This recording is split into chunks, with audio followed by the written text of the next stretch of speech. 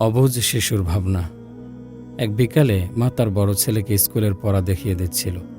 ছোট ছেলেটির তখন স্কুলে যাওয়ার বয়স হয়নি। সে মায়ের পাশে বসে রং পেন্সিল দিয়ে বিভিন্ন ছবি আঁকছে, আর একটু পরপর ছবিগুলো মাকে দেখাচ্ছে। রাতের খাবার খাওয়ার সময় হয়ে এলো, তাই মা উঠে গিয়ে রান্নাঘরে চলে গেল শ্বশুরের খাবার দিতে। বৃদ্ধ শ্বশুর বাড়ির উঠোনের এক পাশে একটি মাটির ঘরে একা থাকেন। ছেলের বউ বৃদ্ধকে বাড়ির ভেতর রাখতে চায় না। বউয়ের দাবি, তিনি উঠোনের কোণে ছোট্ট ঘরটায় বসে বসে সারাদিন ইবাদত করুক, সেটাই ভালো। তবে ছেলের মোটেও ইচ্ছে ছিল না বাবাকে উঠোনের ঘরে পাঠানোর। কিন্তু তার স্ত্রীর পীড়াপিড়িতেই বাবাকে বাড়ির পাশের ওই ছোট্ট ঘরটিতে না পাঠিয়ে উপায়ও ছিল না।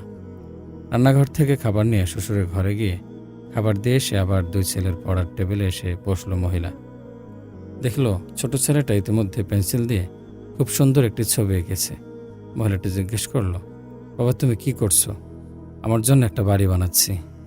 আমি বড় হয়ে বিয়ে করব, তারপর আমার বউ বাচ্চাদের নিয়ে আমি এই বাড়িতে থাকব, শিশুটি বলল। শিশুর মুখে এরকম বড়দের মতো কথা শুনে মা বিস্মিত হয়ে গেল।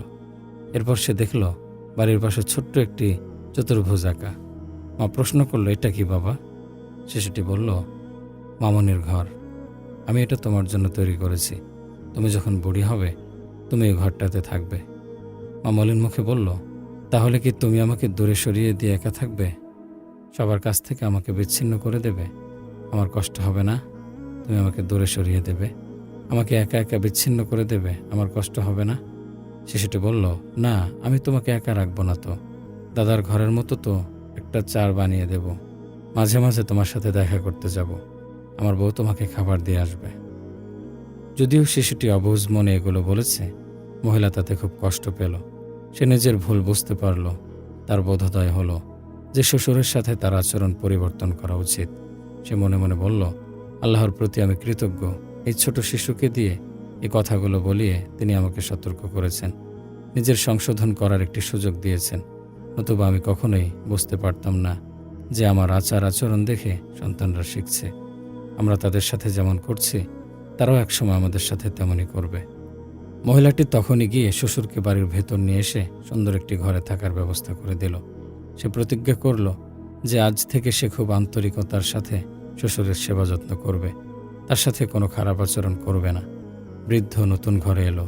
নতুন ঘরে এসে নাতিদের দেখে দাদার মুখেও হাসি ফুটে উঠল। অফিস থেকে ফিরে বাবাকে বাড়ির ভেতর দেখে ছেলেও অবাক হয়ে গেল। মনে হলো যেন সে স্বপ্ন দেখছে। স্ত্রীকে জিজ্ঞেস করলো, কি হয়েছে? বাবা বাড়ির ভেতর আসলেন কিভাবে? আমি তো কিছুই বুঝতে পারছি না। এরপর মহিলা স্বামীকে ছোট ছেলের আঁকা ছবি এবং তার মুখের কথাগুলো খুলে বলল। সবকিছু শুনে স্বামী খুব খুশি হলো। বৃদ্ধ বয়সে অধিকাংশ মা বাবাই আমাদের কাছ থেকে হোক বা আমাদের স্ত্রীদের কাছ থেকে হোক ভালো আচরণ পান না। অনেক সন্তান বাবা মার আনন্দ বেদনার কথা চিন্তাও করে না। বৃদ্ধ বয়সে তারা কখনোই একাকী থাকতে চান না, বরং সন্তান ও নাতি নাতনিদের সাথে থাকতে চান।